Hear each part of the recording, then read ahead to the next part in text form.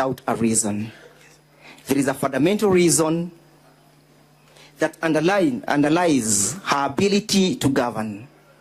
You're being called for the third time to interrogate the ability of Governor Kawira to manage the resources of the county of Meru. You're being called upon for the third time to interrogate the ability of Governor Kawira to ensure that there is effective service delivery of services to the people and the residents of Meru County. Accountability, honorable members, is a measure of leadership. Accountability is the ability of an individual to be held to account for our actions. It's not a call for interrogating the weakness of an individual, but the ability of that individual to execute her constitutional mandates. For the third time, there cannot be malice.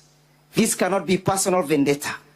There is no relationship that is unconstitutional between the governor and the county assembly that can make the county assembly to be aggrieved on behalf of the people of Meru County for the third time. Accountability is the gateway to earning trust. We are here because there is serious trust deficit with the ability of Governor Kawira to govern the county of Meru. We shall bring evidence before you, honorable senators, how reckless statements that flies over the face of chapter 6 of the Constitution in respect of the ability of an elected leader at the status of a governor to be able to earn confidence in the office that she holds. We'll show you how families are broken down courtesy of reckless statements that are not accountable, made and attributed to the governor. Honorable senators, we shall bring before you evidence how money and resources that Kenyans are on day-to-day basis working hard to generate are being misused at the heart and the behest of the governor, at the quest or behest of her inability to govern the resources, her inability to manage the county government of Meru, her inability to be in charge of the county. That is the case that we have before you. And when she is called to answer to the same, she has always an escape route. She has manufactured a serious safety valve that makes sure that she is never held to account of her actions. She blames others. She keeps on saying it wasn't me.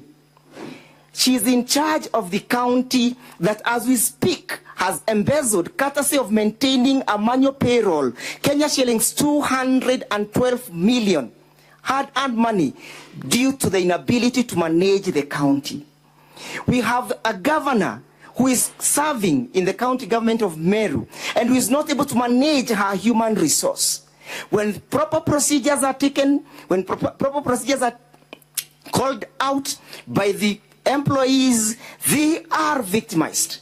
They are victimized because she wants to maintain a system that is not accountable. This house has risen to the occasions, and whenever I appear before this house, I live with confidence, whether we win the case or we lose the case, that this house has done its work.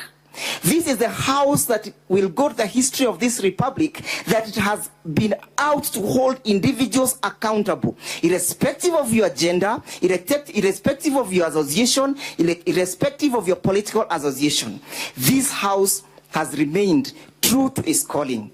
This house has remained very impartial to the processes.